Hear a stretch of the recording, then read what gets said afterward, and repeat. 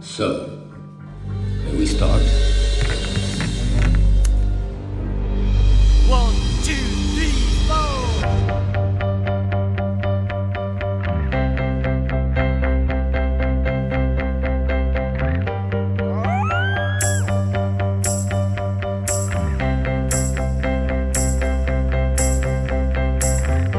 Buenas tardes, bienvenidos nuevamente a nuestro tercer encuentro de este grupo de lectura y estudio para militantes. Este es nuestro tercer año que estamos leyendo el Capital en su forma completa. En este tercer año estamos leyendo el libro tercero, que nos llevará 2 años de acuerdo al cronograma o el plan de lectura que hemos acordado previamente. En este tercer encuentro vamos a empezar, ya superamos el prólogo en la reunión anterior, que fue quizás la mejor hasta ahora, por lo menos, porque se desarrollaron, a partir de él surgieron todos los comentarios o inquietudes respecto de la militancia, porque en el prólogo hablaba el propio Engels respecto de su tarea, la dificultad que tuvo para ordenar los textos que había dejado Marx, y a su vez la propia tarea militante de conducir el partido, intervenir aquí y allá, etc. En este tercer encuentro, los 2 capítulos que vamos a ver son el capítulo 1 y el capítulo 2. Precio de costo y ganancia, el capítulo 1, y la tasa de ganancia, el capítulo 2 del libro tercero. ¿Sí? Bueno, como acostumbro, voy a compartir pantalla, donde tengo el texto marcado, marcación que será lo que voy a ir leyendo en este momento y durante el primer rato de este encuentro, 40 minutos más o menos aproximadamente, poco más, poco menos, y luego daremos lugar a los intercambios, a las discusiones o los debates que se susciten a partir de esto.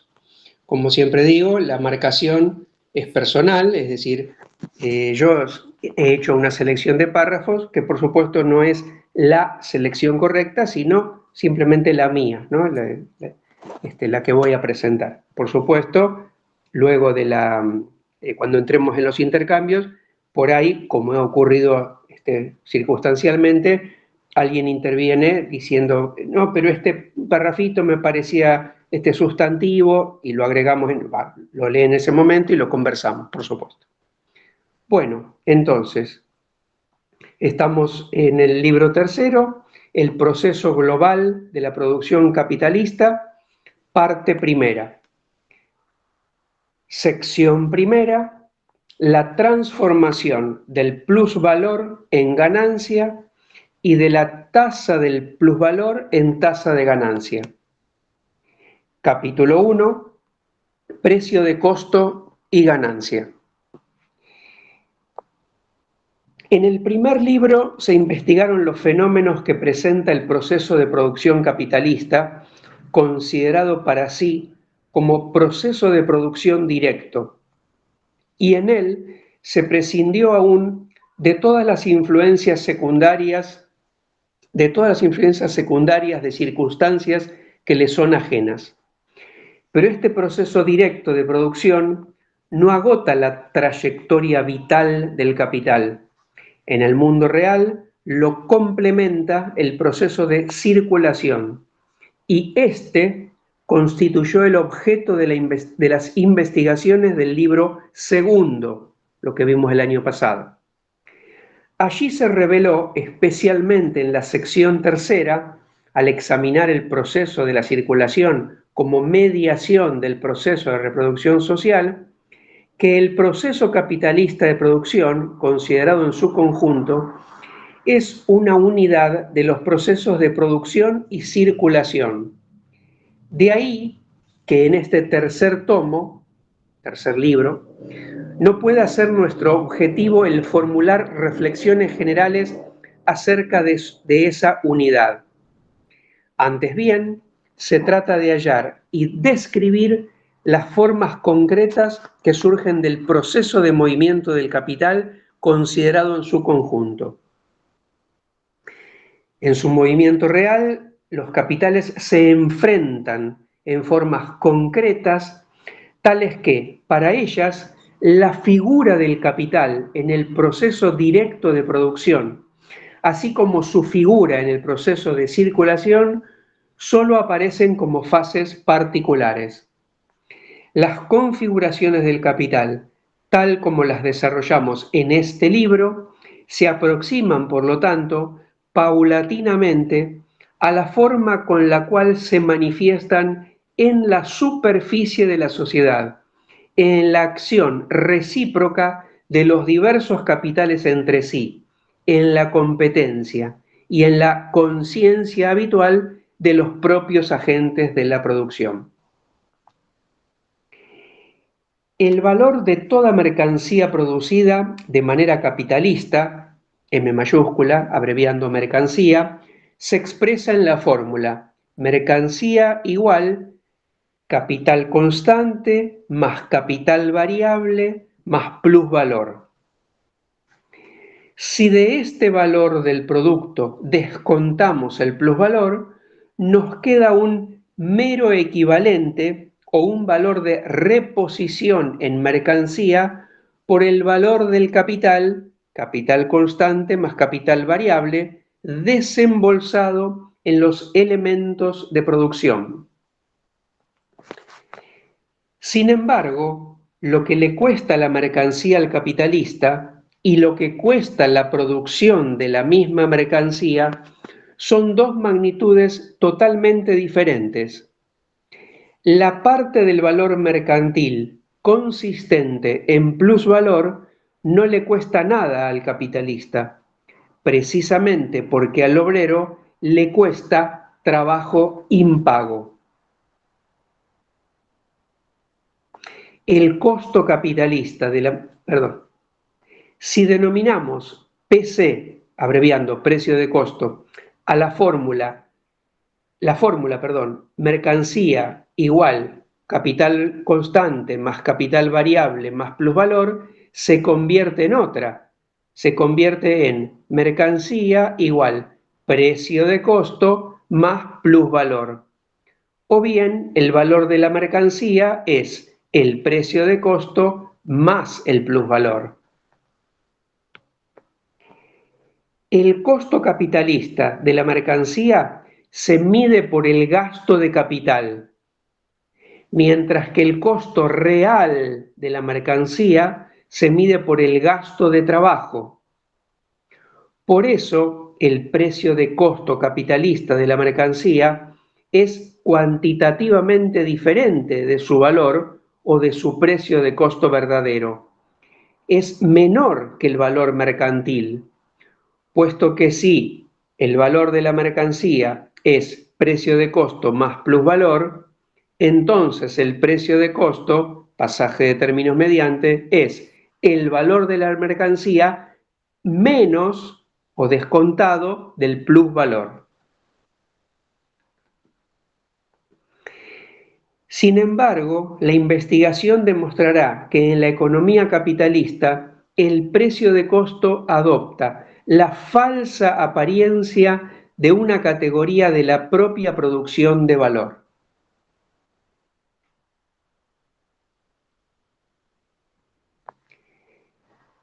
El capital variable adelantado no agrega su propio valor al producto. Por el contrario, en el producto ha tomado el lugar de su valor un nuevo valor creado por el trabajo.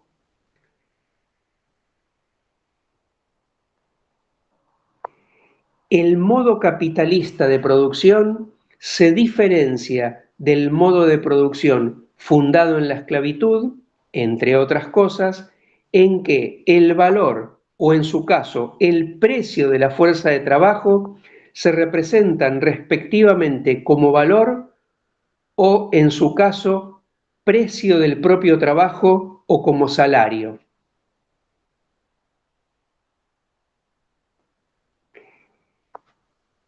La circunstancia de que las diversas partes constitutivas de valor del capital adelantado se hayan desembolsado en elementos de producción materialmente diferentes en medios de trabajo, materias primas y auxiliares y en trabajo, solo trae aparejado que el precio de costo de la mercancía deba adquirir nuevamente esos elementos de producción materialmente diferentes. En cambio, con respecto a la formación del precio de costo propiamente dicho, solo se hace sentir una diferencia, la diferencia entre capital fijo y capital circulante. Luego ahí da un ejemplo, y los ejemplos suelo omitirlos justamente para no embrollarnos con los números y las unidades inglesas, que es en lo que hablaba Marx y Engels. En contraposición con los medios de trabajo, los materiales de producción y el salario se gastan totalmente en la producción de la mercancía, y es por ello que todo su valor entra en el valor de la mercancía producida. Disculpen, esta es la diferencia entre capital fijo y capital circulante, que luego va a explicar de vuelta, aunque lo hemos visto en el libro 2. Hemos visto cómo estas diversas partes constitutivas del capital adelantado adquieren, con relación a la rotación, las formas de capital fijo y capital circulante.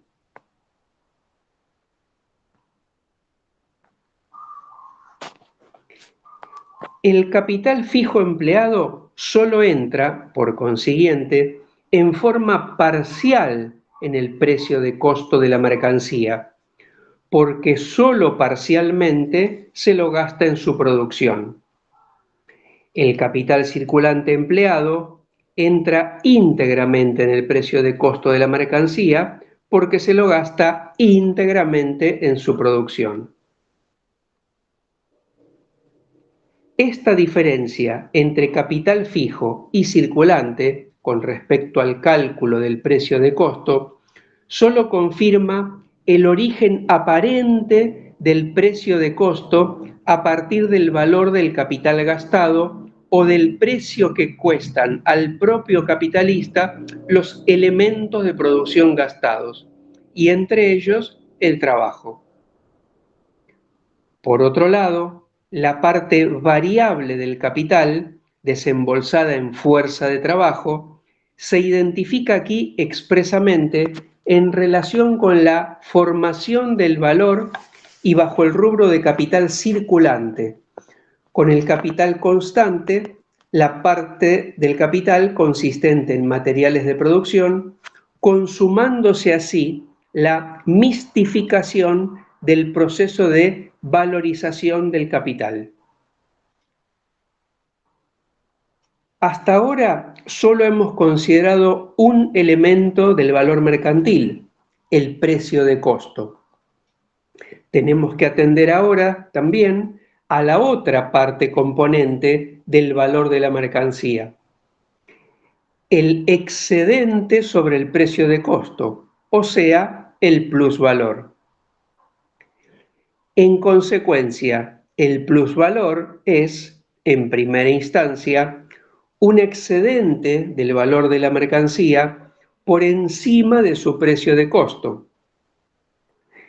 Pero como el precio de costo es igual al valor del capital gastado, en cuyos elementos materiales también se lo reconvierte permanentemente, este excedente de valor es un incremento de valor del capital gastado en la producción de la mercancía y que retorna de su circulación. Ya hemos visto anteriormente que a pesar de que el plusvalor solo proviene de una alteración de valor del capital variable y por ello es solo originariamente un incremento del capital variable, constituye asimismo, no obstante, una vez concluido el proceso de producción, un incremento de valor de la suma capital constante más capital variable, del capital total gastado. La fórmula, capital constante más, paréntesis, capital variable más plusvalor, cierro paréntesis, que indica que el plusvalor se produce por la transformación del valor de capital determinado variable, el adelantado en fuerza de trabajo, en una magnitud fluente, es decir, por la transformación de una magnitud constante en una variable, se presentan igualmente como paréntesis, capital constante, más variable, cierro paréntesis, más el plusvalor. Antes de la producción teníamos un capital de 500 libras, después de la producción tenemos el capital de 500 libras más un incremento de valor de 100 libras.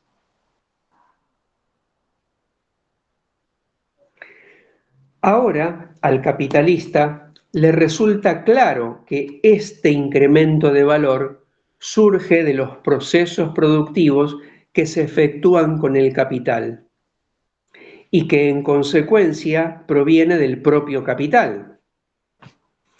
Dicho incremento, en efecto, existe después del proceso de producción y antes de este no existía. En lo que respecta al capital gastado en la producción, en primer lugar, el plusvalor parece provenir por igual de sus diversos elementos de valor, consistentes en medios de producción y trabajo, pues esos elementos ingresan a igual título en la formación del precio de costo. Añaden indistintamente sus valores existentes como adelantos de capital al valor del producto y no se diferencian como magnitudes de valor constantes y variables. Pero por otra parte, el valor de capital adelantado no puede crear el plusvalor por la sola razón de haber sido gastado y de constituir, por ende, el precio de costo de la mercancía. Pues precisamente en la medida en que constituye el precio de costo de la mercancía, no produce el plusvalor, sino solo un equivalente, un valor de reposición del capital gastado. Por consiguiente, en tanto crea plusvalor, no lo hace en su condición específica de capital gastado, sino como capital adelantado y por ende utilizado en general. Por ello, el plusvalor proviene tanto de la parte de capital adelantado que entra en el precio de costo de la mercancía, como de la parte del mismo que no entra en el precio de costo. En una palabra, proviene por igual de los componentes fijos y circulantes del capital empleado. El capital global sirve materialmente como creador de producto. Los medios de trabajo, así como los materiales de producción y el trabajo. El capital global entra materialmente en el proceso laboral real, aun cuando solo una parte del mismo ingrese en el proceso de valorización. ¿Acaso sea precisamente este el motivo por el cual solo contribuya de manera parcial a la formación del precio de costo, pero total a la formación del plusvalor?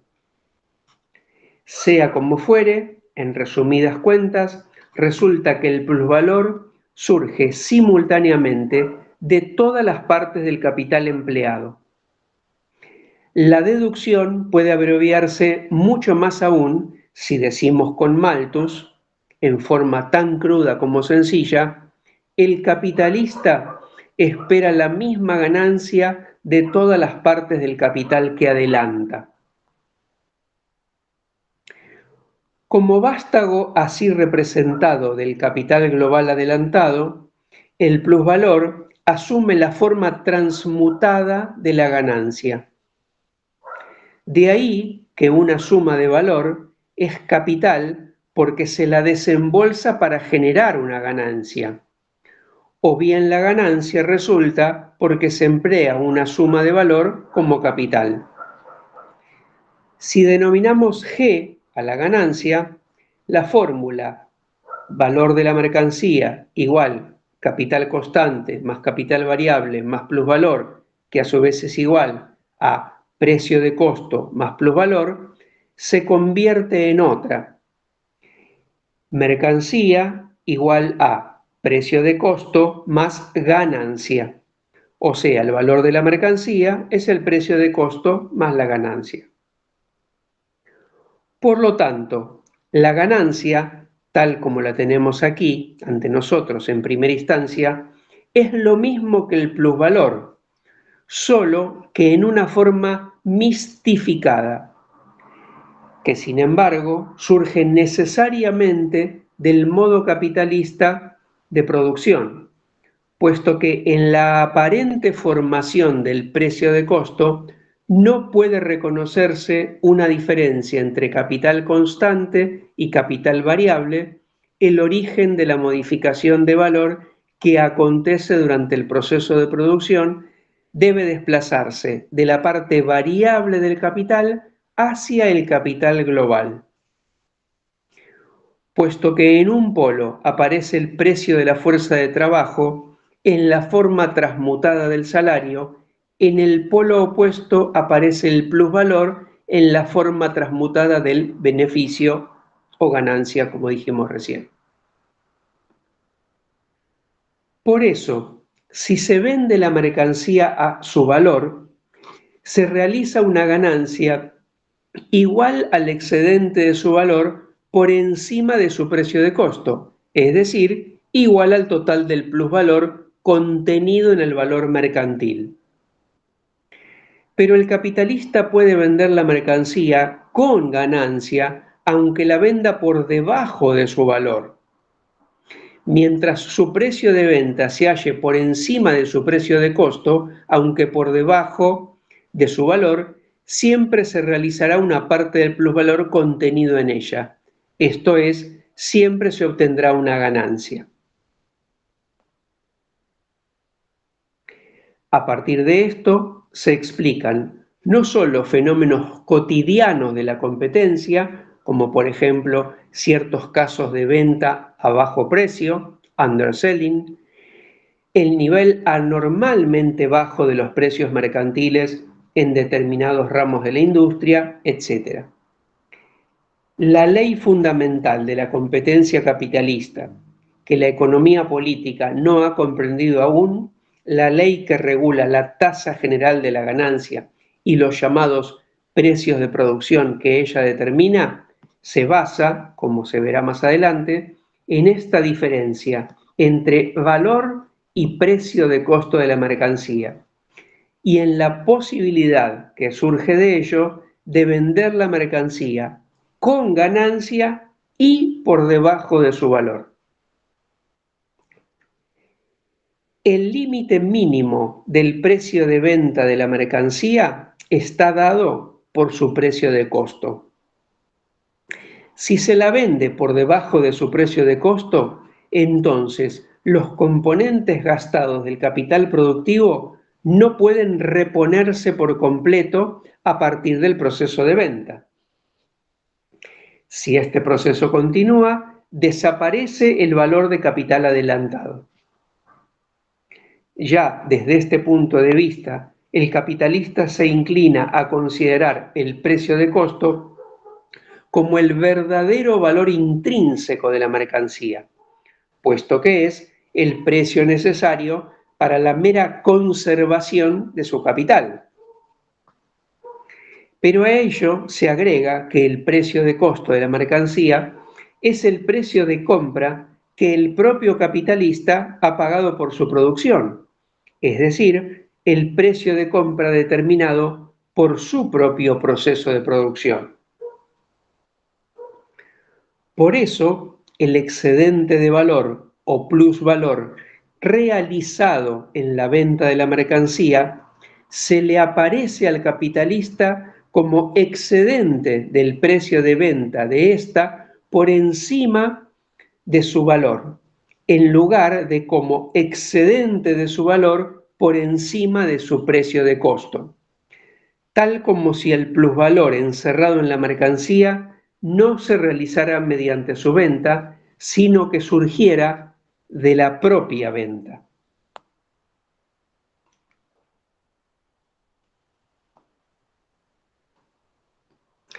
Dentro de un régimen social dominado por la producción capitalista, también el productor no capitalista se halla dominado por las concepciones capitalistas.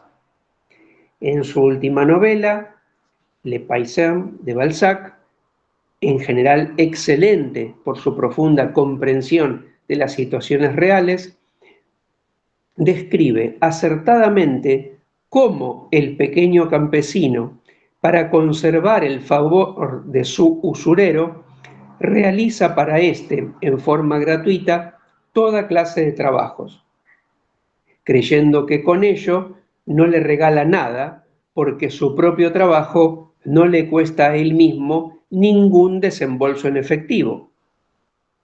El usurero, por su parte, mata de este modo 2 pájaros de un tiro. Se ahorra un desembolso en efectivo por salarios y enreda más y más profundamente en la telaraña de la usura al campesino, a quien el abstenerse de trabajar en su propio campo arruina progresivamente.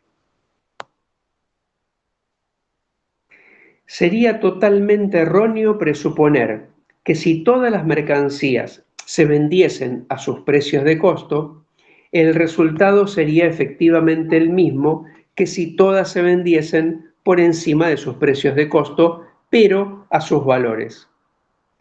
Pues incluso si en todas partes se equiparasen el valor de la fuerza de trabajo, la duración de la jornada laboral y el grado de explotación del trabajo, en los valores de las diversas clases de mercancías se hallarían contenidas cantidades de plusvalor totalmente disímiles, según la diferente composición orgánica de los capitales adelantados para su producción.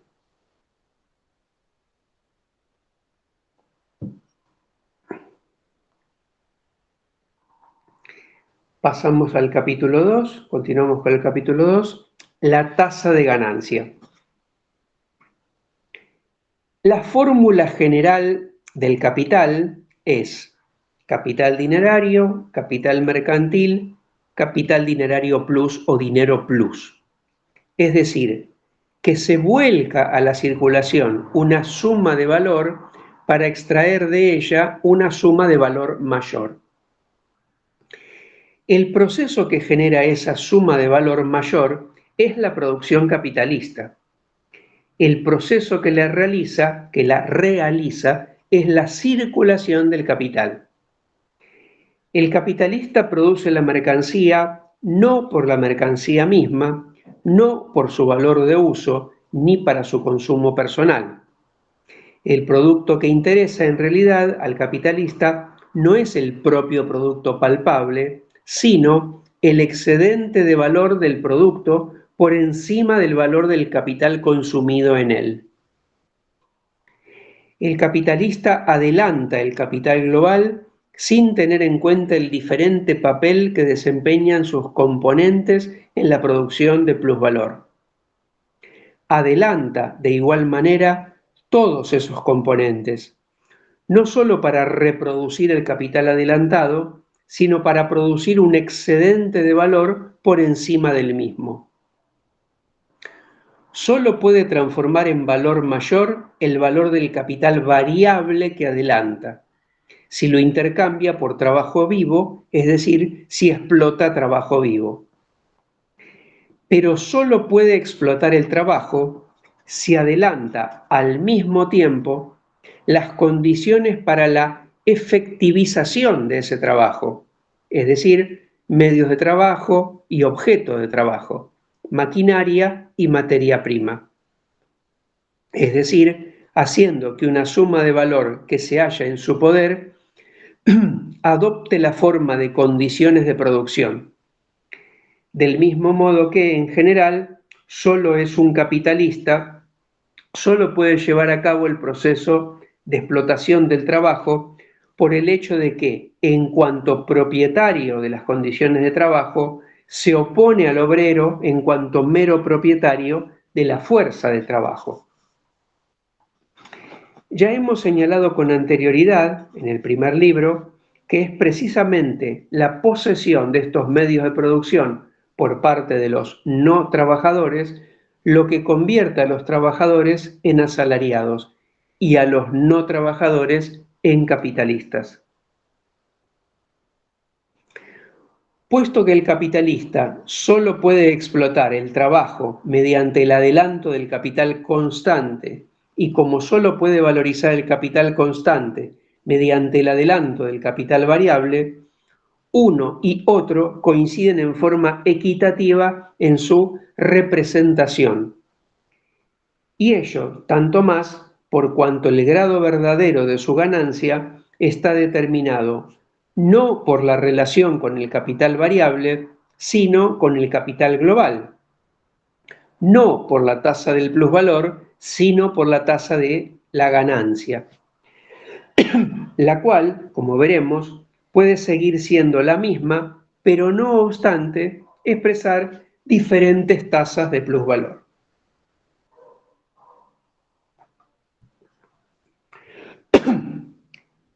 Entre los costos del producto se incluyen todos sus componentes de valor, que han sido pagados por el capitalista, o a cambio de los cuales ha volcado un equivalente en la producción.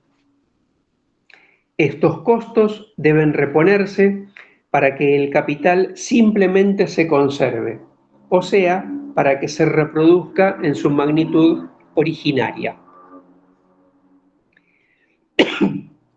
El valor contenido en la mercancía es igual al tiempo de trabajo que cuesta su producción, y la suma de ese trabajo consta de trabajo pago y trabajo impago.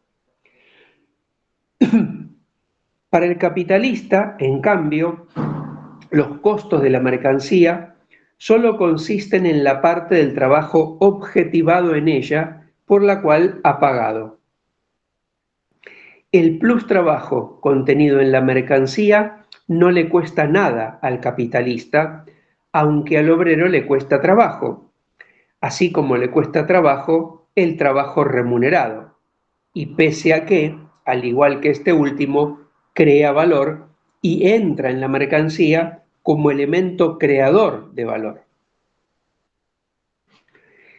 La ganancia del capitalista proviene de que tiene para vender algo por lo cual no ha pagado nada.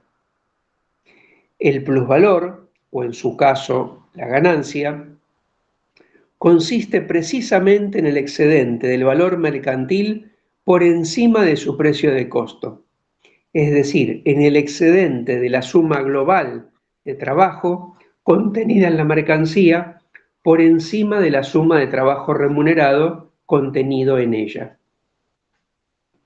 De este modo, el plusvalor, cualquiera que sea su origen, es un excedente por encima del capital global adelantado. Este excedente se halla, por ende, con el capital global en una relación que se expresa mediante la fracción plusvalor sobre el capital total, capital adelantado. Obtenemos así la tasa de ganancia, que es plusvalor sobre capital global o plusvalor sobre capital constante más capital variable. A diferencia de la tasa de plusvalor, que es plusvalor sobre capital variable. De la transformación de la tasa de plusvalor en tasa de ganancia debe deducirse la transformación del plusvalor en ganancia y no a la inversa. Y de hecho se ha partido históricamente de la tasa de la ganancia. El plusvalor y la tasa del plusvalor son, relativamente hablando, lo invisible y lo esencial que hay que investigar, mientras que la tasa de ganancia y por ende la forma del plusvalor en cuanto a ganancia se revelan en la superficie de los fenómenos.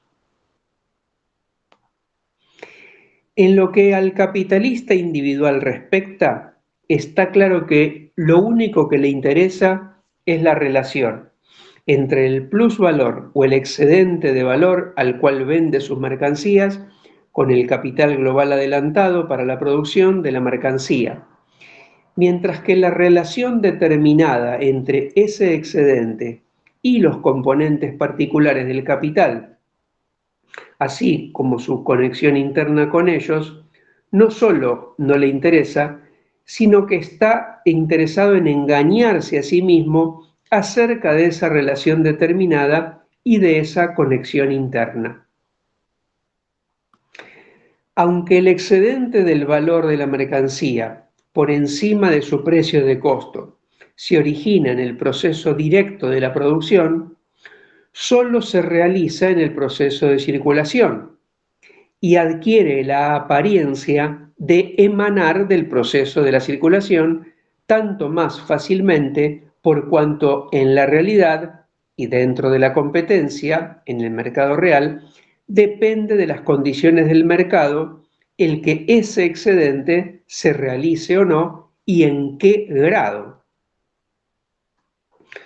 No es necesario plantear aquí que cuando una mercancía se vende por encima o por debajo de su valor, solo se verifica una distribución diferente del plusvalor y que esa distribución diferente, esa relación modificada en la cual diferentes personas se reparten el plusvalor, en nada modifica la magnitud ni la naturaleza de ese plusvalor.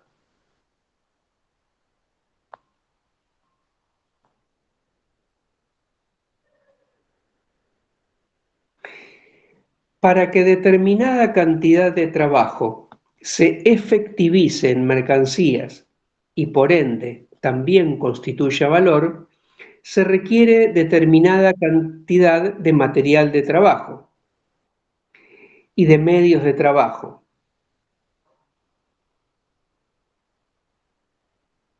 Según el carácter particular del trabajo agregado, se establece una relación técnica determinada entre la cantidad de trabajo y la cantidad de medios de producción a los cuales ha de agregarse ese trabajo vivo. Por consiguiente, en tal medida se instaura también una relación determinada entre la cantidad de plusvalor o de plus trabajo y la cantidad de medios de producción.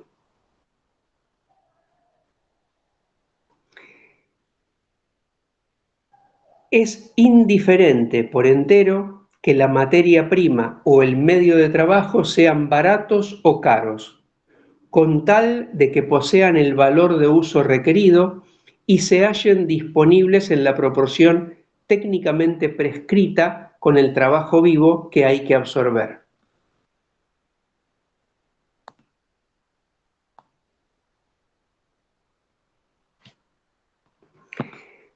Pese a que la tasa de ganancia difiere numéricamente de la tasa del plusvalor, mientras que el plusvalor y la ganancia son, de hecho, lo mismo y además numéricamente idénticos, la ganancia es, no obstante, una forma transmutada del plusvalor, una forma en la cual se vela y extingue el origen y el misterio de la existencia de éste. En los hechos, la ganancia es la forma en la cual se manifiesta el plusvalor, y este último solo puede ser deducido por análisis a partir de la primera. En el plusvalor, queda al descubierto la relación entre capital y trabajo. En la relación entre capital y ganancia, es decir, entre el capital y el plusvalor, tal como éste aparece por una parte como excedente por encima del precio de costo de la mercancía realizado en el proceso de la producción, y por la otra como excedente, más exactamente, determinado en virtud de su relación con el capital global, se presenta al capital como relación consigo mismo, una relación en la cual se distingue como suma originaria de valor de un valor nuevo puesto por él mismo. Que el capital engendra este valor nuevo durante su movimiento a través del proceso de la producción y del proceso de la circulación es algo que se halla en la conciencia. Pero el modo como ocurre esto se halla envuelto en misterio y parece provenir de cualidades ocultas que le son inherentes. Cuanto más sigamos el proceso de valorización del capital, tanto más se mistificará la relación del capital y tanto menos se develará el misterio de su organismo interno. En esta sección, la tasa de ganancia difiere numéricamente de la tasa del plusvalor, en cambio se ha tratado a la ganancia del plusvalor como la misma magnitud numérica, solo que bajo una forma diferente. En la sección siguiente veremos cómo prosigue la enajenación y cómo se presenta la ganancia como una magnitud también numéricamente diferente del plusvalor. Bueno, y aquí concluye el capítulo 2, lo que yo había elegido para compartir, así que voy a dejar de compartir y pasamos a los intercambios. Abreviando mucho, solo podría reiterar, digamos, que aquí lo que se desarrolla es el concepto de precio de costo como lo verdaderamente erogado por el capitalista, ¿no? Y que Engels y Marx, digamos, distinguen de su valor verdadero, ¿no?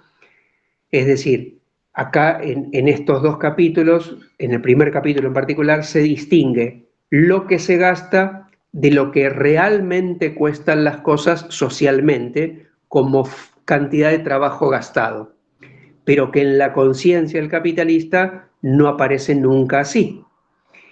En el capítulo 2 lo que se hace es introducir un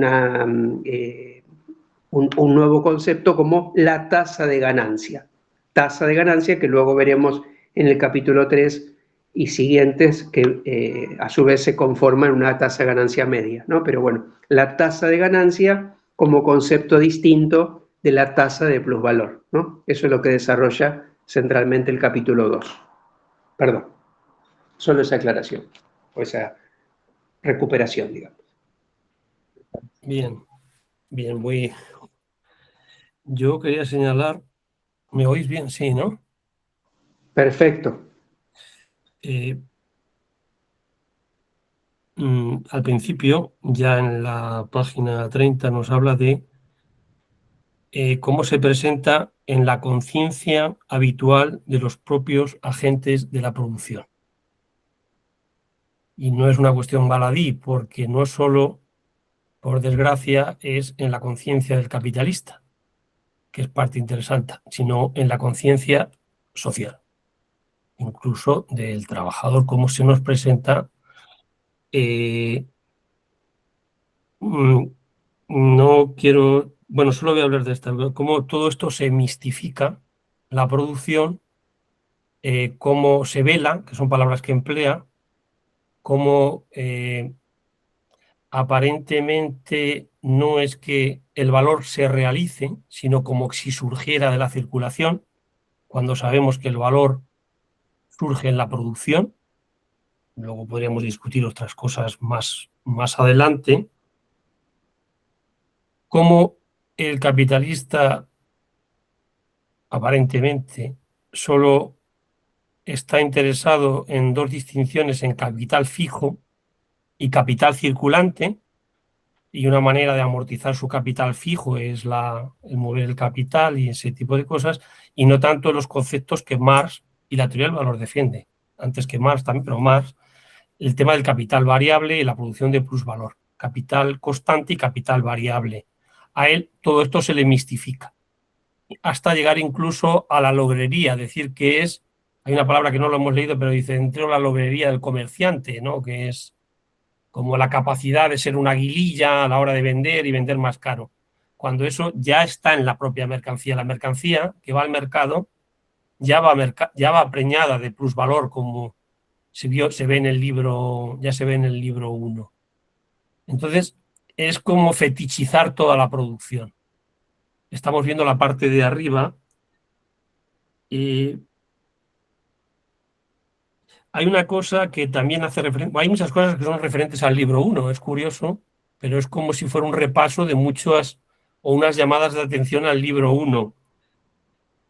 Dice, un plusvalor que las distintas personas se reparten de distintas, y en el libro 1 decía, me parece que en el capítulo 2, no recuerdo ya mucho, con cualquier justificación, eso, con cualquier justificación más peregrina, ¿no? Para repartirse el plusvalor. Siempre hay alguna justificación. Y por no entender... bueno, que al capitalista en teoría le interesa la tasa general de ganancia, eso es cierto. Pero también le interesa el grado de explotación que puede de la fuerza de trabajo, el grado de plusvalor.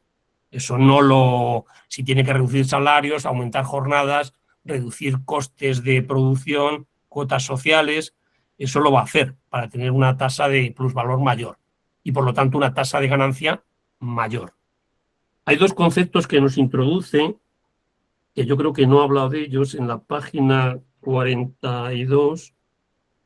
La tasa general de ganancia, que yo creo que no se ha visto hasta ahora, no me suena, y los precios de producción.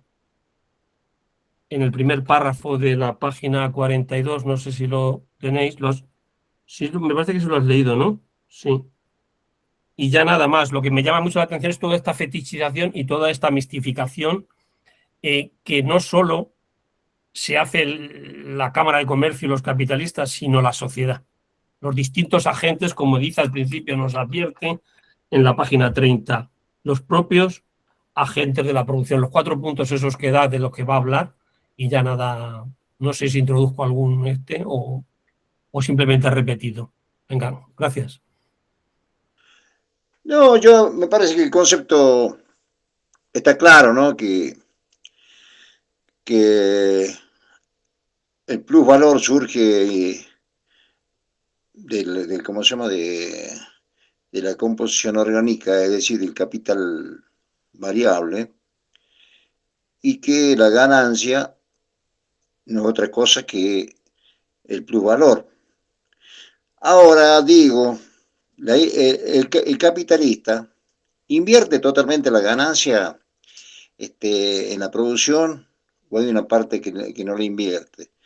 Y después otra cuestión que a mí me parece que eso de que el capitalista no se da cuenta, o sea, que en su conciencia le aparece como que toda la ganancia surge o brota de la misma inversión que ha hecho él, y que no se daría cuenta de que brota de las costillas del obrero, ¿viste? Porque está claro que es muy, para mí, ¿no? Es muy raro que el capitalista no se vaya a dar cuenta, porque en realidad, como de la forma como no hace pelota la fuerza de trabajo, los derechos laborales y todo lo demás, es raro que no se dé cuenta, porque está bien claro que ellos se dan cuenta que ¿cómo se llama? La plusvalía surge de ahí. Yo entendí que, ¿no? Es como que se daría una mistificación donde ellos no se dan cuenta de eso, no sé cómo, ahí me llegó una, ¿no? Desde mi punto de vista, me parece que la tienen clara, ¿viste? Pero no sé, bueno, eso solamente. Yo, el otro Ricardo. No, me pareció interesante, me parece todo interesante en este libro, pero que en esta parte, en este tercera parte que estamos viendo, al comienzo dice que lo que vamos a ver es lo que está en la superficie de la sociedad, que es producto de la acción recíproca de los actores, y que es la manera que se representa en la conciencia habitual de los agentes de la producción. Y un poco tiene que ver con las intervenciones anteriores. El primer libro es un esfuerzo por desentrañar el fondo de un asunto que no se ve así. Como decía, lo que decía recién Ricardo, para el capitalista son costos. Obvio que quiere bajar el costo, pero no porque sea consciente de la existencia del valor trabajo, sino porque es un costo más barato y más ganancia. De hecho, en la conciencia habitual del capitalismo, todos los costos son preocupantes. Por eso equiparan acá en Argentina reforma laboral, reforma jubilatoria, reforma fiscal, porque son costos. Ellos contabilizan costos. Lo que cada capitalista individual entienda de esto depende de cuánto se haya informado, evidentemente, porque la presentación inmediata es que son costos. Pero sí, me parece que acá aparece la conciencia en términos, dos cuestiones, ¿no? La conciencia es eso que se representa a los movimientos profundos de la sociedad, mistificado desde el punto de vista de la ciencia. Pero esta es la visión normal, obvia, y diría más, es la visión necesaria de las personas que están en la sociedad. Necesaria, ¿por qué? Porque así funciona desde el punto de vista inmediato.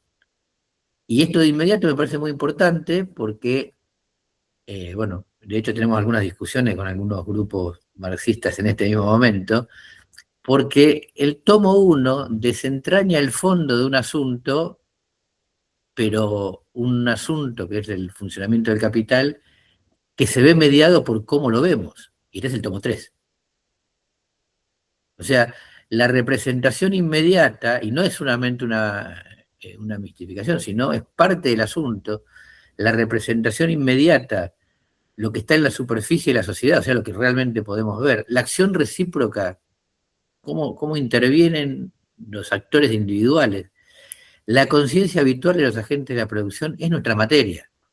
El tomo 1 es un tomo maravilloso, pero en la práctica real nunca sucede que nadie habla en esos términos.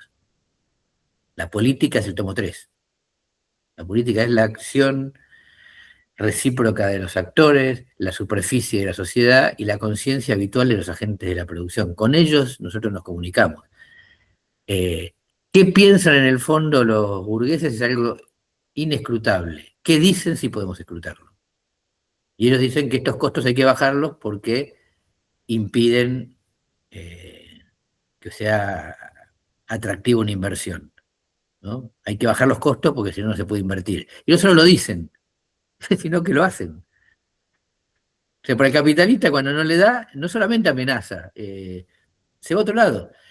Esta es la parte de la superficie, la conciencia habitual de los agentes, según Marx, es esto.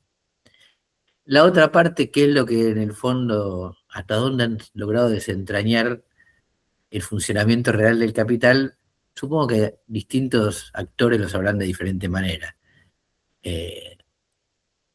Los capitalistas pequeños no creo que superen la superficie del asunto y para ellos son todos costos.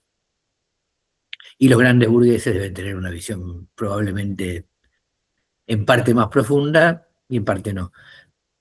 Pero este libro que nos está acercando a la mediación entre lo que vivimos inmediatamente, cotidianamente, y la profundidad del primero, no sé cómo decirlo, esta superficie no es falsa, sino una condición necesaria del funcionamiento.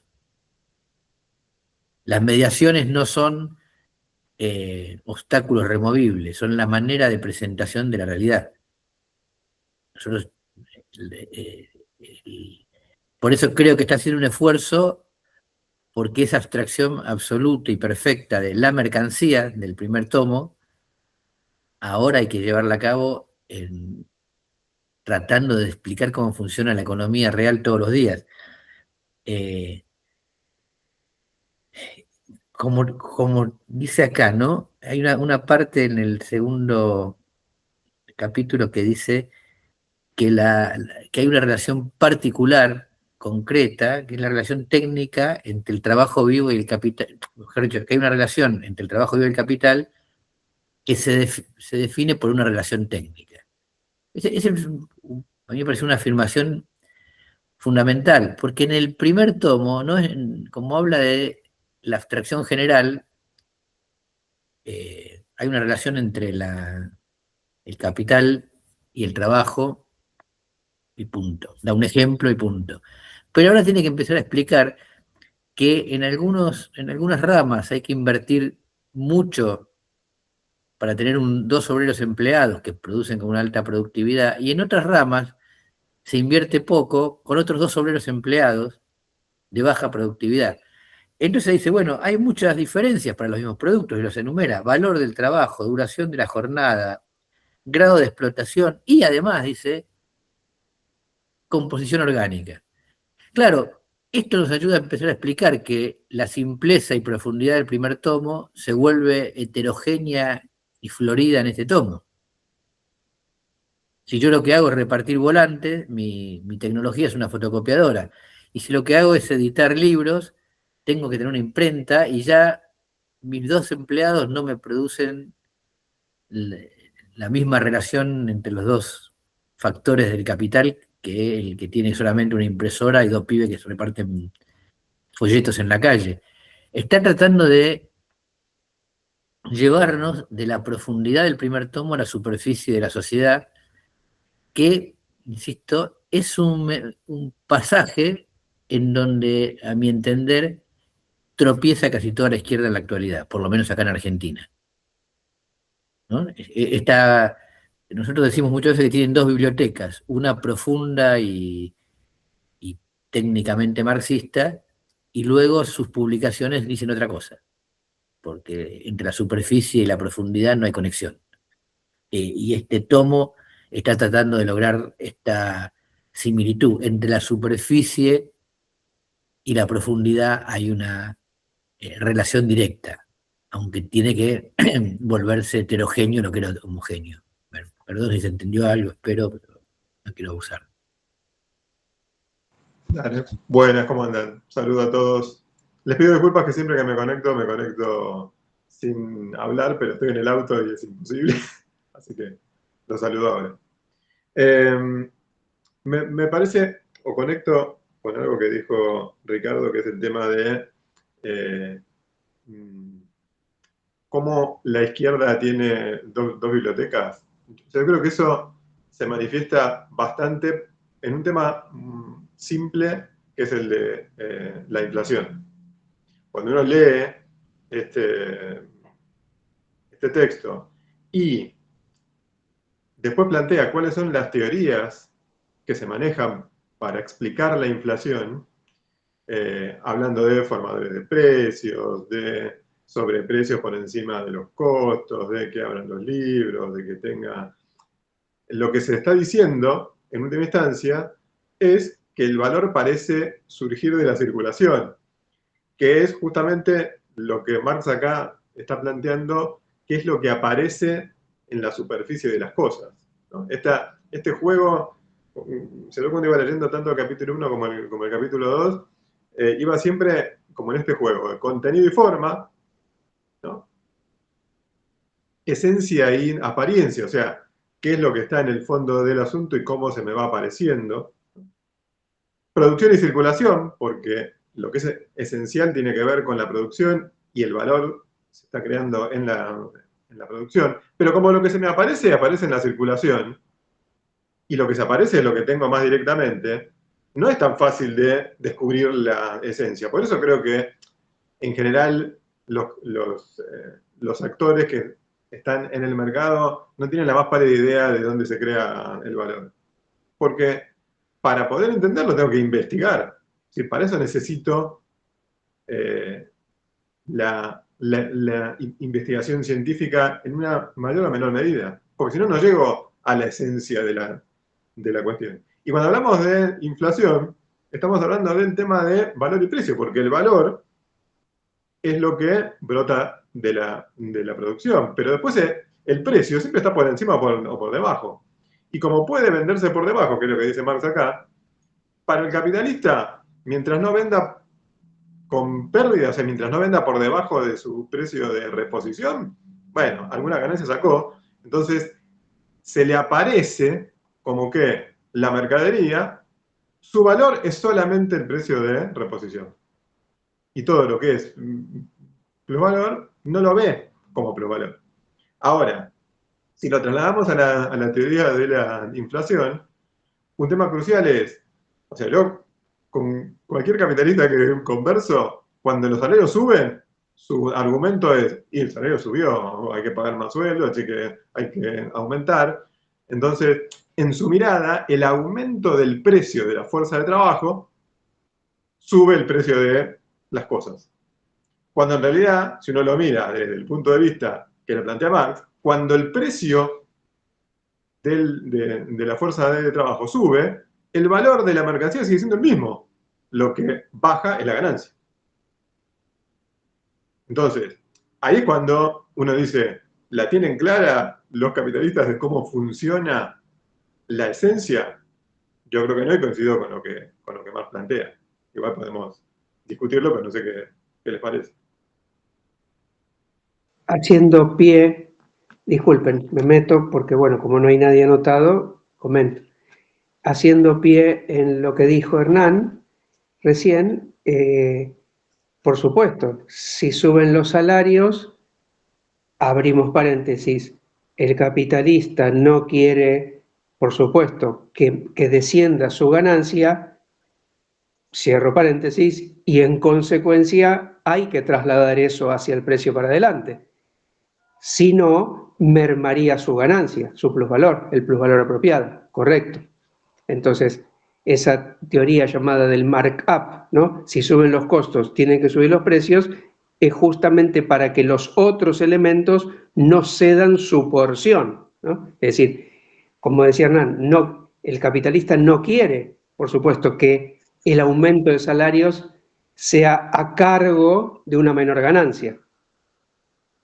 Solo esa aclaración, si es que aclaró algo.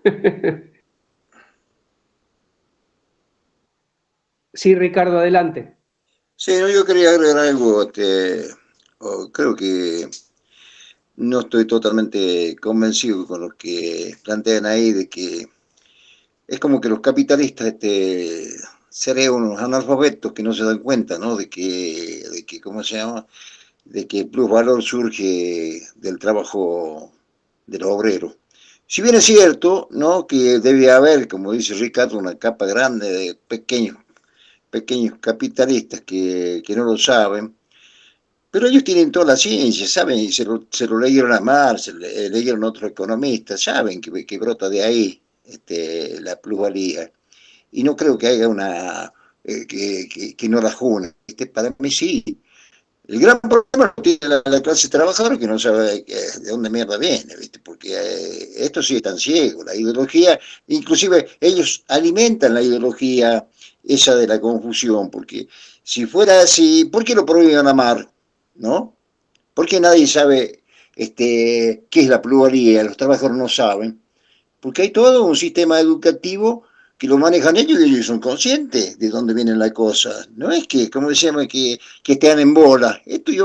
Para mí no es así, qué sé yo. Bueno, por supuesto no vamos a armar un debate acá, digamos, pero mi punto de vista, bueno, yo no lo veo así. Hasta ahí.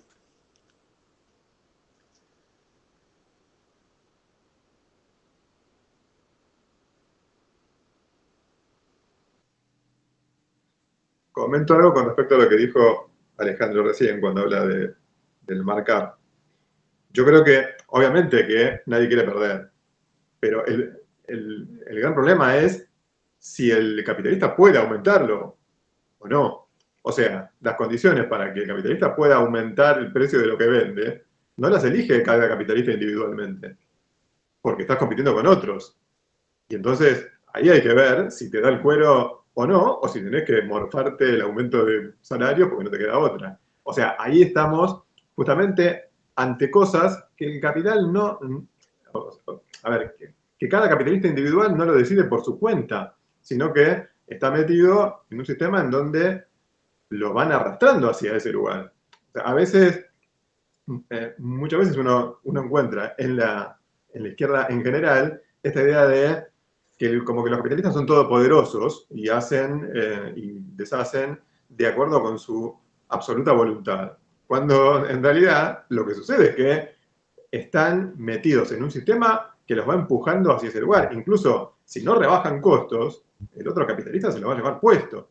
Entonces, no te queda más remedio que hacer lo que el sistema en su conjunto te está empujando a hacer. Si uno es un buen alumno y lo hace bien, va a sobrevivir en el mercado.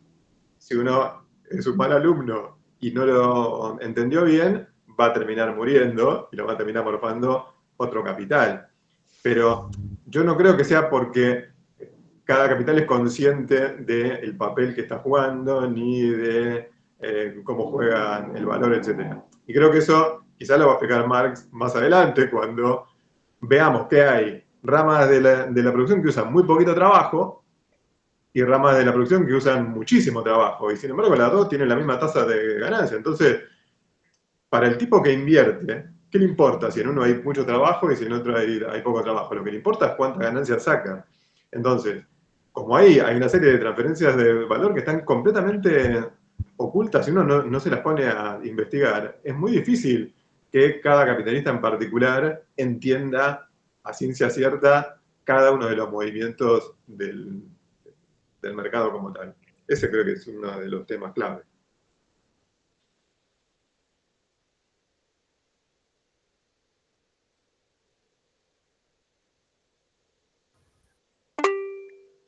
Adelante, Ricardo.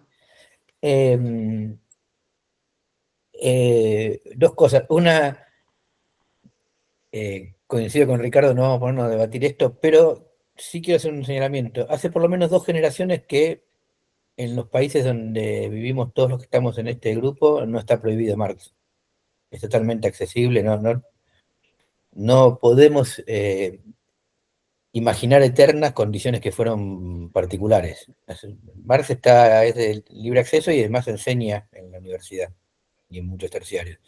Otra cosa son las condiciones por las que esto no alcanza, y esto es algo que hemos machacado mucho. Las ideas no pueden hacer todo el trabajo. Para entender a Marx hace falta una organización política. Eso es otra cuestión. Pero no porque lo prohíban. De hecho, es interesante el texto del censor ruso de 1880, creo que es, que dice que el capital puede ser traducido al ruso porque es demasiado complejo para que los obreros lo comprendan. No vale la pena señalarlo con una censura que lo destacaría. Y la otra cuestión es que es cierto que la dinámica capitalista pone unos límites a las acciones, pero también es cierto que esas acciones, cuáles son las acciones correctas en la competencia capitalista, siempre es algo, o sea, quién es buen alumno es algo que se reconoce recién a posteriori. Por lo tanto, este espacio de la indeterminación, de la crisis y del fracaso, es tan interesante como el espacio de las leyes y las determinaciones. Es algo poco estudiado. De hecho, algunos economistas tienen poca literatura para recomendar de esto, pero es muy interesante, no cómo funcionan los buenos alumnos, sino qué racional que era la apuesta que fracasó. Porque explica y muestra mucho el dinamismo de una inversión que solo se realiza, como estamos viendo en el texto, a posteriori. Por ejemplo, acá en Argentina había una cadena muy importante de electrodomésticos con muchos locales que se llamaba Garbarino. Garbarino se demoró en una decisión fundamental, el comercio electrónico. Murió. Ese retraso no le permitió bancar los locales, su costo, su capital fijo era muy alto, y una de las 3 cadenas más importantes que había desapareció. Mercado Libre, que no existía, ahora es una de las grandes. O sea que a veces una decisión entre las tantas que están dentro de lo que el capital obliga, pero que no es una sola. Y esto, vuelvo a decir, esto genera un espacio de indeterminación y libertad que el capitalismo, que nos obliga a optar entre opciones factibles y posibles, no nos dice cuál es la mejor. Y como hay competencia entre todas las factibles y posibles, que no son una sola, hay una sola que gana, digamos, un poco, es el tipo campeonato de fútbol, ¿no? Y hay otras que se van al descenso. Y este juego nos abre también una posibilidad de la intervención política, porque el capital es una formulación del primer tomo, pero en la vida real, en la superficie, hay capitalistas. Y para retomar con lo que decíamos al comienzo, una parte de los capitalistas diría, gasten, total, el combustible lo proveemos nosotros. Pero hay otros capitalistas que dicen, ahorremos, porque el combustible nosotros lo pagamos. Y entonces la convergencia, la hegemonía de un proyecto capitalista, lo que Caracoche nos enseñó, que a llamarlo ESA, esquema social de acumulación, incluye no solamente la abstracción general de la ganancia y la acumulación, sino qué formulación concreta puede adquirir esa idea general en un país concreto, en un momento concreto, e inclusive con políticos concretos. Si no, no se entiende el apoyo a Milei de la burguesía argentina, ¿no? Es una opción tomada entre las factibles, pero no entre las deseables. Bueno, los capitalistas compiten y a veces se ponen de acuerdo. Y muchas de las veces se ponen de acuerdo. Es cierto que un problema tecnológico, o sea, la necesidad, uno no puede estar produciendo con el arao romano. Tiene que producir con tractores, segadoras, internet. Hoy estamos como estamos. No puedes producir la misma mercancía, llevar tu mercancía al mercado porque el mercado te va a decir quédatela. Pero los capitalistas se ponen de acuerdo muchas veces en que hemos subido los precios porque han subido los salarios, cuando a lo mejor no es cierto, no es tal. Pero sí se pueden poner de acuerdo. Es difícil que un capitalista le consiga comprar a otro capitalista sus materias primas más baratas, pero sí puede comprar una materia prima más barata todos los capitalistas, que es la fuerza de trabajo. Habéis mencionado a Milei, y Milei, algo de lo que estará haciendo será hacer más barata la fuerza de trabajo. Y eso a los capitalistas de momento le interesa, a la sociedad argentina no, pero a los capitalistas sí. Están con eso y además una serie de discurso que va calando en la sociedad y hace mucho daño. Entonces yo creo que sí ellos están de acuerdo, y la parte de arriba de las cámaras de comercio o sus organizaciones sí saben todas estas cosas. Y ellos, hombre, compiten, pero también llegan las mismas cafeterías, ponen el precio del café al mismo precio. Te cambias de cafetería, pero se ponen todos de acuerdo al día siguiente. O sea, y es una pequeña industria, no es nada, ¿no? Entonces, yo creo que esto es mucho más complicado de lo que parece, pero la conciencia del mundo, de la economía capitalista, la llevamos en vena. Entonces, ¿cómo romper eso? Claro, tenemos un libro maravilloso, pero hay que dedicarle tiempo. Es difícil leerlo, no es fácil. Mi experiencia en esto, y requiere tiempo. No es que sea difícil un año, es que requiere una temporada larga y con mucha paciencia. Y entonces, pero tenemos un buen arma, es un buen libro, no debemos olvidarlos. Que hay que dejarse, como decía un amigo mío, las meninges ahí, pues sí. Y que hay nudos difíciles, pues también.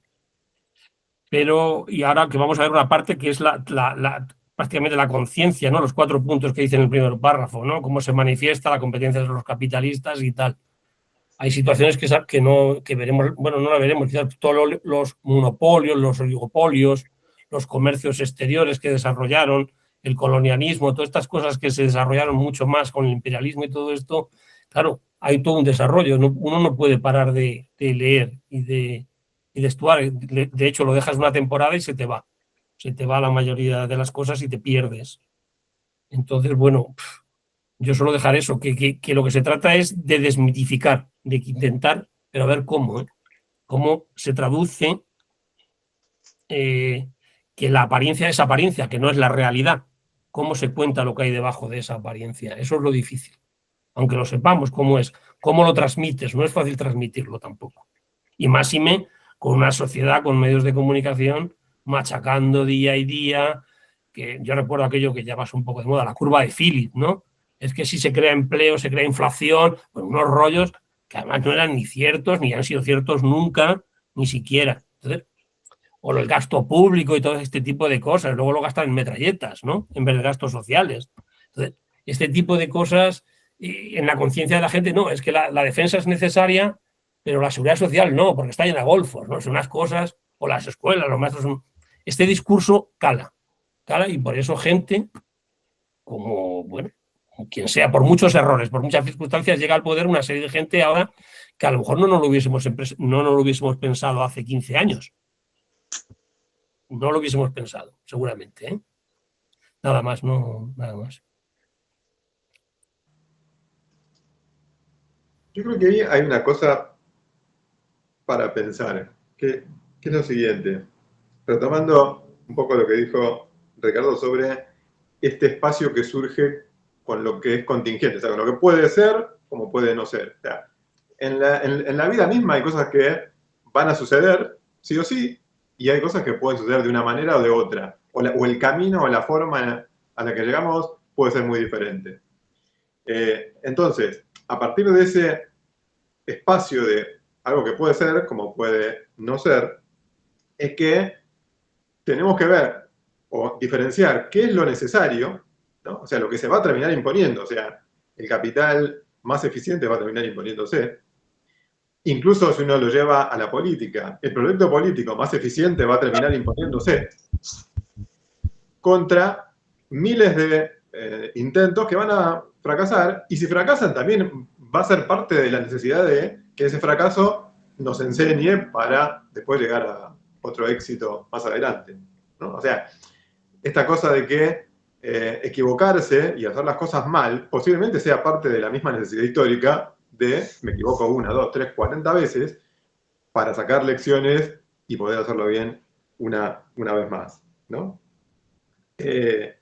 Entonces, digo, entender que no siempre el hecho de que lleguen al poder el partido X o el partido B corta es porque se hizo un discurso, porque nos comieron la cabeza, o porque se cometieron errores de tal o cual naturaleza, sino que el sistema mismo tiene ciertas necesidades.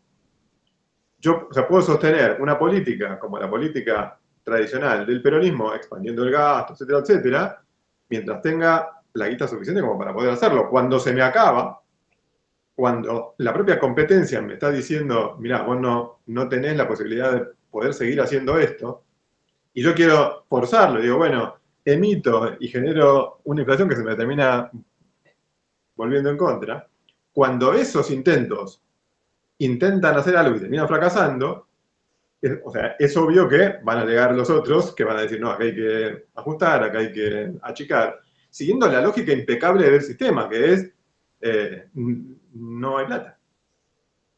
Y el hecho de que no haya plata aquí ahora no es algo que pudo haber sido o que pudo no. Es algo que se iba a terminar imponiendo porque la propia acumulación me está llevando hacia ese lugar.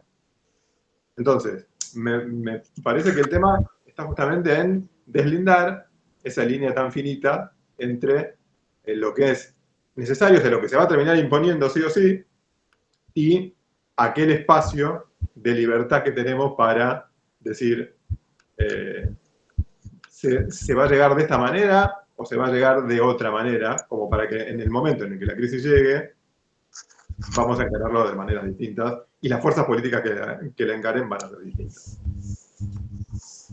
No, en la misma sintonía de esto que decía Hernán, de lo cardinal, de lo definitorio que es poder distinguir lo que es contingente y lo que se va a imponer necesariamente con el curso del tiempo. Primero que este libro que estamos leyendo, que es una herramienta fundamental para definir ese tipo de cosas, para poner sobre el terreno granítico de la ciencia, levantar nuestra chocita política, creo que es fundamental, por eso hay que estudiarlo escrupulosamente en la medida en que podamos y hasta donde lleguemos nosotros, que calculo que como libro monumental tiene muchos niveles de lectura y cada uno podrá acceder a distintos, pero seguro que terminado este año, y si Dios quiere el que viene, Dios no, si las condiciones materiales nos permiten el que viene también terminar el libro vamos a ser militantes mucho más conscientes de lo que empezamos ahora en marzo de este año. Eso en primer lugar, y para hablar también del libro y del capítulo, hay un pasaje en el cual se refiere a cómo Proudhon, que además de ser un teórico del socialismo, era un político, y digamos, que alumbró toda una corriente, como en el desvarío y en el no dar con la esencia de los fenómenos, la distinción entre el costo de producción y el valor de las mercancías, y no asequir, digamos, dónde está el origen del valor de las cosas. Tuvo también propuestas políticas, estatales de hecho, como el Banco Popular creo que era, que Marx se permite ahí como al pasar criticarlo como una política, digamos, que no tenía futuro, basado en estas consideraciones de cómo se mueve la esencia del capital como orden social en el cual se produce en esta época, ¿no? Entonces, como un ejemplo de lo importante que es, por ejemplo, para demarcar posiciones con el reformismo y con los curanderos sociales de todo estilo, que hoy día pululan también, muchos basados también en doctrinas que al parecer son muy científicas, y de hecho son muy complejas también y difíciles de entender, como los neoclásicos, y entre ellos los keynesianos, que parecen ser lo más zurdo porque tienen un costado izquierdo que intentan contemplar, digamos, las necesidades de vivir un poco mejor de los trabajadores, también para granjearse su adhesión, ¿no? Porque también no es desinteresado. Hay un costado de los que se basan en la política neoclásica que tienen ese discurso también para apoyar políticas, por ejemplo, estatales, anticíclicas, para combatir la crisis y todo eso, que tiene los límites propios del orden social en el que estamos estudiando ahora. Como Marx demostró en este capítulo, que en base a la ciencia se puede criticar una propuesta política, yo creo que ahora en este camino vamos a quedar mejor herramientados para poder explicar a los compañeros por qué por este lado no camina, porque en la superficie obviamente que lo natural es que todo trabajador quiera vender su fuerza de trabajo o que le paguen su fuerza de trabajo lo mejor posible, y es lo que todos luchamos para hacer. El tema es en qué condiciones se puede y en qué condiciones no. Y en eso yo creo que a ese tipo de cosas de que está dedicado este libro, y bueno, y ahí se mostraba con un ejemplo. Claro, a lo mejor me enfrasqué en este tema de que los capitalistas no tienen conciencia de cómo se produce la pluralidad, ¿no? Pero yo quería decir algo acerca de lo que dijo Ricardo, que Marx no está prohibido. Sí, Marx no está prohibido. Pero acá no debe haber casi el 98% de la clase trabajadora que no sabe quién es Marx. A no ser, claro, lo que pasa es que en las universidades, supongo yo, ¿no?, se da más debate, se lo conoce y todo lo demás, pero acá las clases de abajo, ¿no?, ni saben quién es Marx. Y hay una cuestión, porque si la burguesía no fuese consciente, ¿no?, abriría la cultura marxista en las escuelas.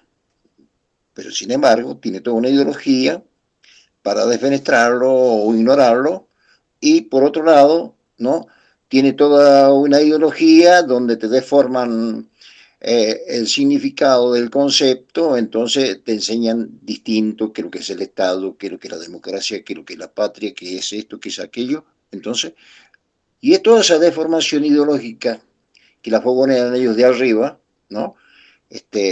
Se da porque no quieren que la clase trabajadora tenga conciencia. Entonces ellos son conscientes, ¿no? De por dónde viene ¿cómo se llama? La ganancia y la plusvalía. No creo. Habrá un porcentaje, como decía Ricardo, de capitales chicos que no lo saben, pero la gran mayoría, acá cualquiera que ocupa un obrero, no está mezquinándole a los materiales ni a las herramientas, sino a dónde apunta, a ver cómo le paga menos al trabajador. Eso también lo hace instintivamente mucho de ellos, ¿viste? Pero bueno, no, en ese sentido, yo remarco la diferencia que tengo, es que yo creo que los tipos son conscientes de esto y que no son, ¿no? Que no, a ver, que esto no les cae como si fuera un hechizo, ¿viste? Como si fuera un hechizo que no saben qué brujo lo ha hecho, ¿viste? ¿No? No creo que sea así. Bueno, no, nada más, compañero, digamos. Pero ahí, Ricardo, me parece que hay dos cosas que son diferentes. Una es que, obviamente, que hay una gran cantidad de capitalistas que no lo tragan a Marx de ninguna manera, porque suponen que Marx está en su contra, eso está claro. O sea, ellos lo que sí tienen conciencia es que hay un conjunto de gente zurda que quiere sacarle sus fábricas, sus empresas y sus ganancias, o que quiere cobrarle impuestos, o lo que fuere, y contra eso van.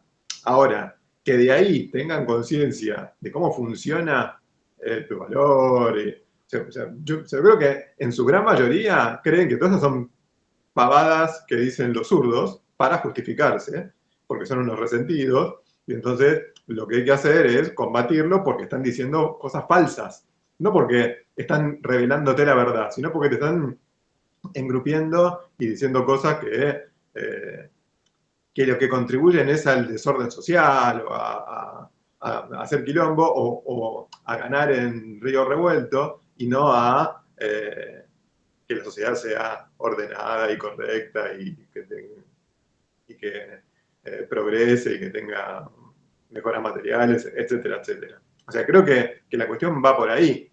Es más, yo creo que la propia idea que tiene la burguesía de que lo que hay que hacer es bajar salarios, y si se baja al mínimo, mejor, es una idea que también está equivocada desde el punto de vista de la ley del valor, porque si yo te estoy pagando a vos un sueldo que no te alcanza para poder recomponer tu fuerza de trabajo, estoy matando la futura generación de obreros, y en 40 años no tengo mano de obra calificada como para hacer eso. Entonces, la conciencia superficial que tiene el capitalista es siempre limitada a ese capital. A decir, yo rebajo costos, pero no estoy midiendo consecuencias que tienen que ver con qué pasa cuando yo vendo algo por debajo de su valor. El salario no tiene un valor que es arbitrario. Yo no te puedo pagar contratar médicos y pagarle un sueldo de 500 lucas, porque en 3 generaciones o voy a tener médicos que van a tener una formación horrible, o no voy a tener más médicos. O sea, hoy existe muchas veces esta queja de muchos capitalistas que dicen, y no encuentro trabajadores para esto, para otro, calificados para una cosa, para la otra. ¿Por qué? Porque estoy pagándole salarios horribles y nadie se pone a formarse en eso. Entonces, eso los capitalistas tampoco lo saben. Sí saben que cualquiera que los quiera combatir van a poner la ametralladora por delante, pero no porque crean que dicen la verdad, sino por el contrario, porque creen que dicen mentiras para alterar el orden social. Eso creo es lo más importante. Son unos boludos, entonces no saben nada. La verdad que es una cosa, ¿no? Que yo no la veo. ¿Qué saben? No saben por qué le bajan el salario, no saben por qué bajan la fuerza de trabajo, no saben nada, porque, ¿cómo se llama? Lo hacen al azar, ¿viste? No, pero Ricardo, está anotada, sí, Vanessa, tratemos de respetar el orden. También, nos gusten o no nos gusten lo que dicen los demás. Vanessa, Sí, adelante. yo quería aportar algo académico, porque estamos hablando, me parece, con palabras equivocadas, porque que sean conscientes o inconscientes, lo consciente e inconsciente por ahí son conceptos del psicoanálisis que están muy bien, pero no es lo que plantea Marx. Marx lo que plantea son conceptos diferentes entre lo que es apariencia y esencia, que por más de que cualquier persona con trabajo y esfuerzo puede llegar a entender estos conceptos del capital, ya sea burgués o proletario o lo que sea, eso requiere un esfuerzo intelectual, porque el capital se presenta de una forma que Marx llama aparente, que no tiene nada que ver con cómo es en la esencia.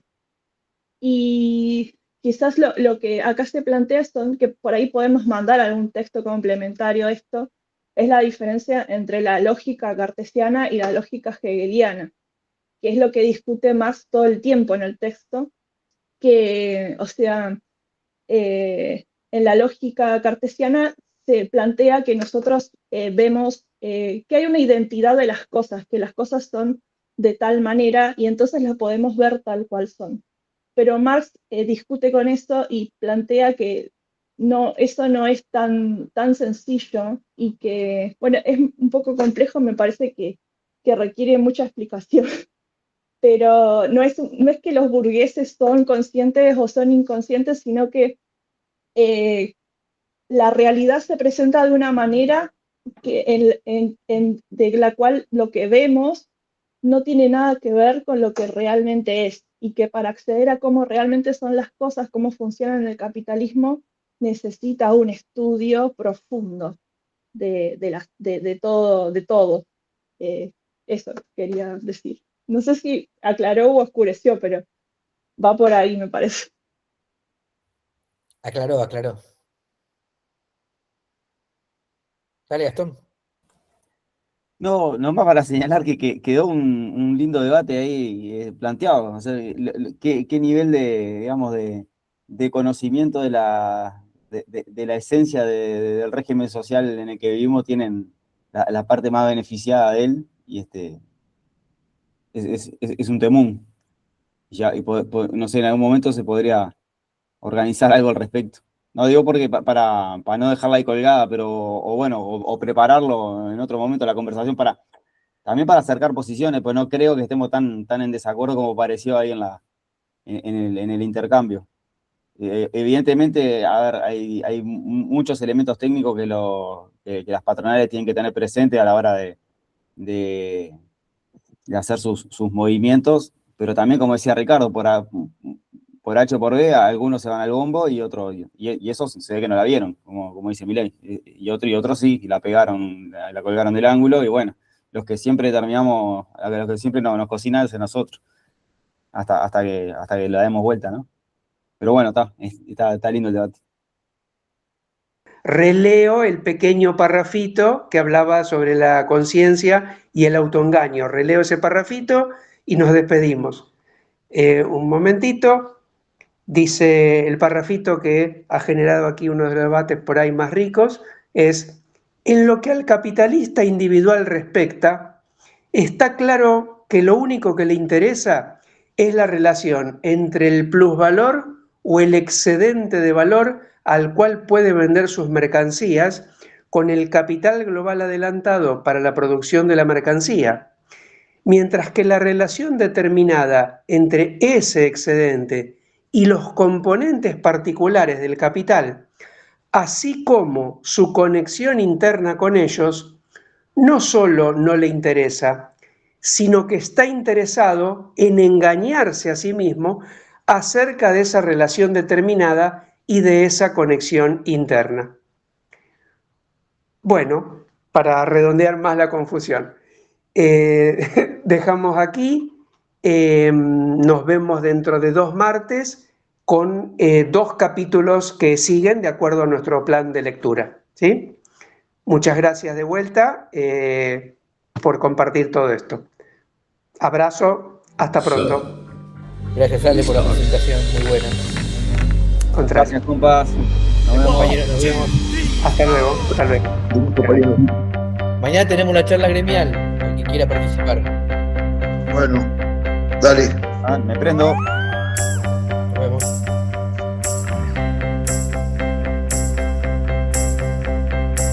So may we start.